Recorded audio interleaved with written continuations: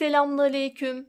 Herkesin günü hayrola. Hatice ile Dikişe Daire hoş geldiniz. Bugün sizlerle birlikte istediğiniz yerde sofra örtüsü ya da masa örtüsü olarak kullanabileceğiniz sofra örtüsü, masa örtüsü dikimini göstermeye çalışacağım inşallah.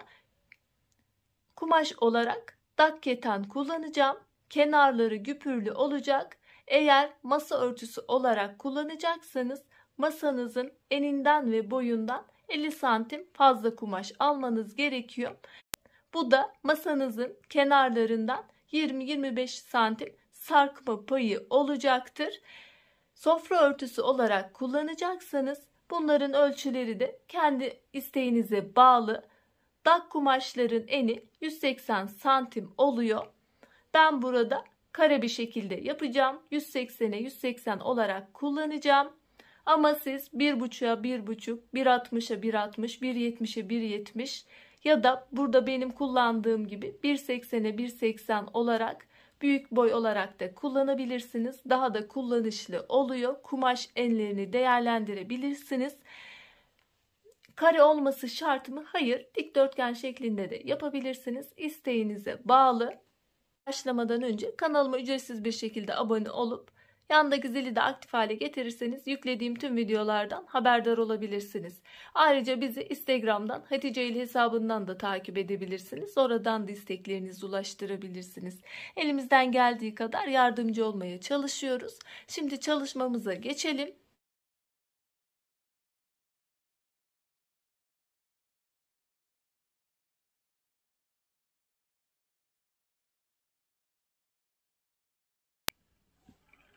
%50-30 daha 180 santim yapıyor. Kumaşımı daha önceden yıkadım.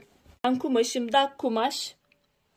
Şimdi ilk önce yapmamız gereken şu kenarlarının dört bir kenarının overlock'unu çekeceğim. Çünkü güpür kullanacağım ben kenar kısımlarında.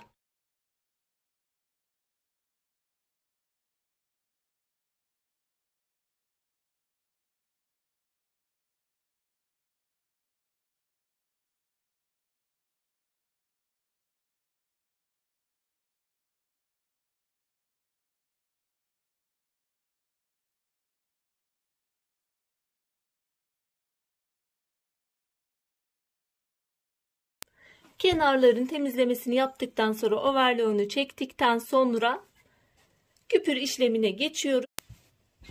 Şu şekilde kıvıracağım arkaya doğru. Eğer siz güpürde dikmeyecekseniz şu şekilde de yapabilirsiniz. Şöyle bir kıvırırsınız. Overlock çekip bu şekilde dikebilirsiniz. Overlock çekmeyecekseniz katlama şeklinde de yapabilirsiniz. İstediğiniz genişlikte katlamayı yaparsınız. Şöyle 1 santimini de içeri katlayarak bu şekilde de dikimler yapabilirsiniz. Bu şekilde dikim, masa örtüsü dikimi yapmıştım. Farklı şekillerde dikimler de mevcut. Açıklama ve yorumlar bölümüne link bırakırım. Oradan rahatlıkla ulaşabilirsiniz. Ben basit bir şekilde bir kıvıracağım. Hatta hem güpürü hem de kıvırmayı bir yapacağım. Şöyle arkaya doğru kıvıracağım. Üstüne de güpürü dikeceğim. Arkaya doğru kıvırdım. Güpürü yerleştirip bu şekilde dikimi yapacağım. Ama ben ikisini bir arada yapamam derseniz önce dikin, sonra da güpürü üzerine dikebilirsiniz. Şimdi makinede dikime geçelim. Güpürü dikmeye ilk başlamak için köşelerden değil de şöyle orta bir kenardan başlayalım. Güpürleri son bitiş noktasında üst üste denk getirirken daha kolay olacaktır. Arkaya doğru 1 santim olarak kıvırdım. Üzerine güpürü yerleştireceğim. Güpürün de düz kısmını da belirledikten sonra şöyle yerleştiriyorum üzerine doğru. Güpüre göre de hareket edebilirsiniz. Ben şöyle saçak kısımlarını kumaşın dışına bırakıyorum. Şu şerit kısmını direkt kumaşın üzerine yerleştiriyorum. Bu şekilde dikiyorum. Elinizdeki güpürünüze, fistonuza göre de hareket edebilirsiniz. Ayrıca şunu da belirtmek istiyorum. Daha ince şerit kısımları oluyor. O kısımları düz dikişle dikemeyen arkadaşlar makinenin zikzak ayarıyla da dikebilir. Dantel sarma yapar gibi o şekilde de dikim gerçekleştirebilir. Bu şekilde dikiyorum.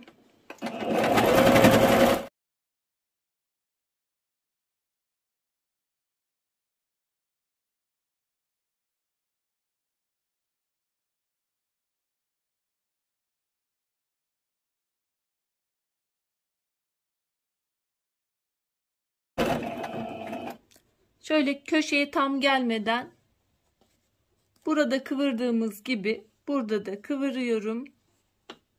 1 santim şeklinde küpür üzerine yerleştiriyorum.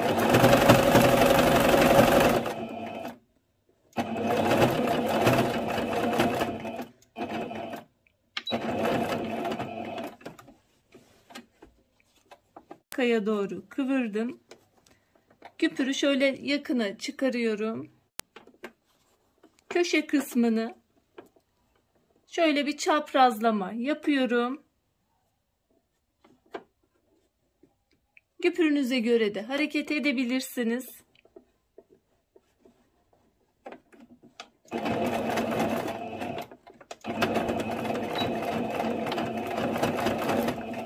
Aynı şekilde üzerine yerleştirip dikiyorum.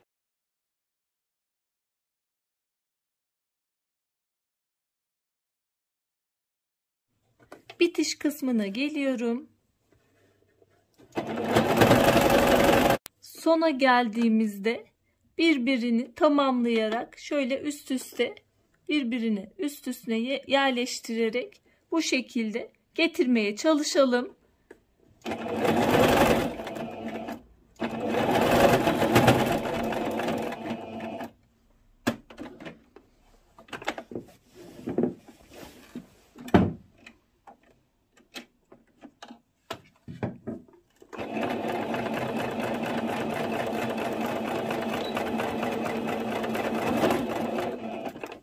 Bu şekilde üst üste getirerek birbirini tamamlamasını sağlıyoruz.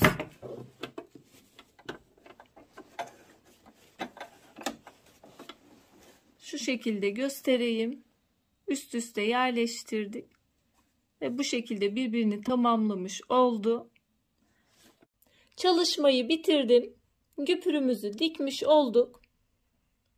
Köşe kısmı da bu şekilde.